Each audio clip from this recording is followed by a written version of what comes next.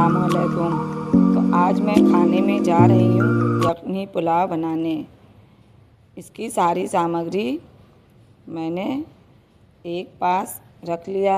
उसमें धनिया, ज़ीरा, सौंफ, काली मिर्च, लौंग, छोटी इलायची, बड़ी इलायची, दालचीनी और तेज़पात सब निकाल कर रख लिया। यहाँ पे मैं गोश्त को साफ़ करने जा रही हूँ।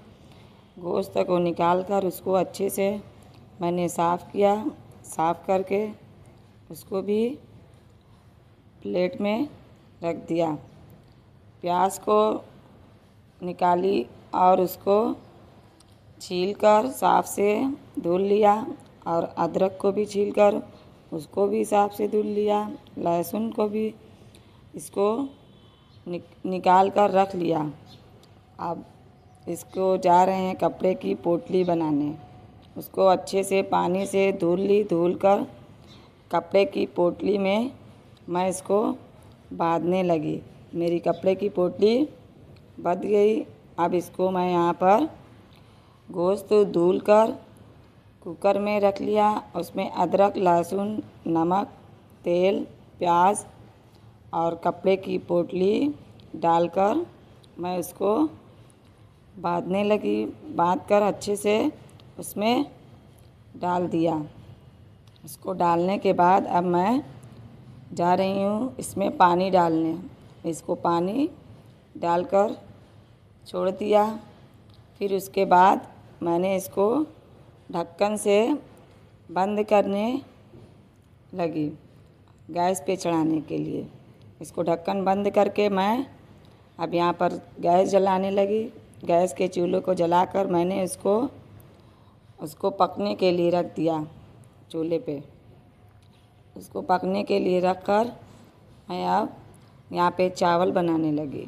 चावल को मैंने अच्छे से साफ़ कर लिया। फिर उसके बाद एक गमले में निकाल कर उसको रख लिया। उसको रखने के बाद मैं यहाँ पर चावल को चौंक लगाने के लिए साजीरा, कबाब चीनी, छोटी इलायची, दालचीनी, तेज़पात और लौंग इतना सामान निकाल कर एक पास कर लिया। फिर उसके बाद मैं टमाटर, हरी मिर्च और धनिया पत्ती इन सब सामानों को अच्छे से साफ़ से धुल कर मैं उसको काटने जा रही थी। उसको अच्छे से धुल कर मैं एक एक करके चाकू की सहायता से उसको काटने लगी, क्योंकि उसमें फ्राई में करना था। इसलिए मैं इसको पतला पतला काट कर पहले ही से रख ली। अब इसको बस उसमें फ्राई करना रहे। और अब यहाँ पर हरी मिर्च को चीरा लगाने लगी। इसको एक एक करके मैंने चाकू से चीरा लगाकर उसको प्लेट में रखने लगी। इसको रख कर चीरा लगाने के बाद मैं धनिया पत्ती को अच्छे से काट लिया। उसको काटने के बाद सारा सामान एक जगह रख दिया। अब इसको रखने के बाद मैं टमाटर को अच्छे से उसको बाउल में रख दिया और हरी मिर्च और धनिया पत्ती उसको भी मैं प्लेट में एक जगह और उसको रख दिया। अब यहाँ पर मैं चावल को भिगो लिया। चावल 1 घंटे पहले ही भिगो कर छोड़ना पड़ता है, क्योंकि चावल भिगोने से अच्छा और मुलायम हो जाता है। अब यहाँ पर मैं देख रही हूँ कि मेरा चावल अच्छे से भिगोया या नहीं, इसलिए उसको मैं वहीं छोड़ दी। फिर उसके बाद गैस के चूल्हे को जलाकर मैंने पतीली को गरम करने लगी और फिर उसमें घी डालकर अच्छे से गरम करने लगी, ताकि घी गरम हो जाए। तो उसमें मुझे प्याज फ्राई करना था, इसलिए मैं प्याज को उसमें डाल दिया फ्राई के लिए। अब वो मेरा फ्राई बन ही रहा था कि मैं उसको हल्का हल्का चलाने लगी। उसको फ्राई करके उसमें छोड़ना था, इसलिए धीरे धीरे उसको उस पर मैं पकने के लिए छोड़ दिया। वो पक ही रहा था कि उसको मैं हल्का हल्का चलाने लगी। फिर उसके बाद मैंने उसमें चावल की सामग्री को एक पास जो रखा था उसको डालकर उसको भी चलाना शुरू कर दिया। अब उसको चलाने के बाद मैं देख लिया कि अच्छे से वो हो गया या नहीं। उसको देखने के बाद मैं उसमें पानी ऐड करना था, तो इसलिए मैंने पानी को छानने लगी। उसको छान के रख दिया। फिर उसके बाद मैंने टमाटर को डालकर अच्छे से भूनकर उसको धीरे धीरे चलाने के लिए छोड़ दिया। मैंने उसको देखा कि अच्छे से वो भुन गया, तो फिर उसके बाद उसमें मैंने हरी मिर्च डालकर उसको भी भूनना शुरू किया।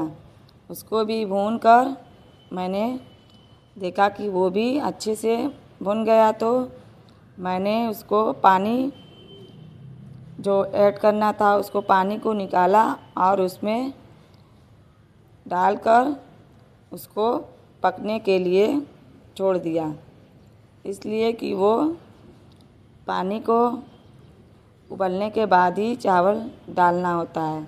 अब यहाँ पर मैं कपड़े की पोटली को निकाल दी, कपड़े की पोटली को अलग कर दिया, गोश्त को मैंने अलग निकाल लिया और उसका पानी निकाल कर उसमें सारा पानी चावल में डालने के लिए मैंने सारे पानी को उसमें डाल दिया।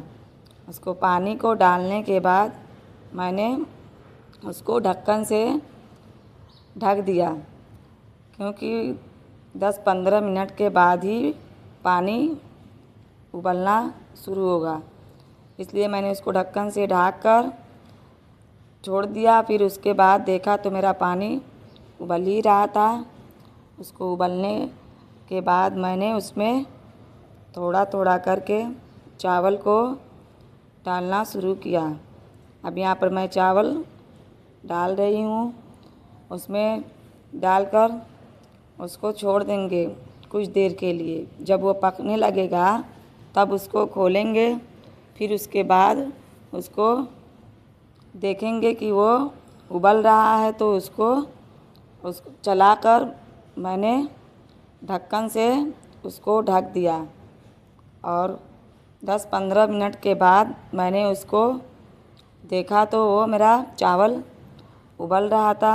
फिर उसको मैंने ढक्कन को खोला और उसको खोलकर हल्का हल्का चलाना शुरू किया, क्योंकि मुझे उसमें गोश्त डालना था, इसलिए मैंने उसको देखा कि चावल खौल चुका है, उसका पानी सूख गया, तो मैंने उसमें गोश्त सारा डालकर उसको अच्छे से ढक दिया, क्योंकि उसका भाप जब लगेगा तो उसका भाप लगने से चावल और गोश्त दोनों और अच्छे से हो जाएगा।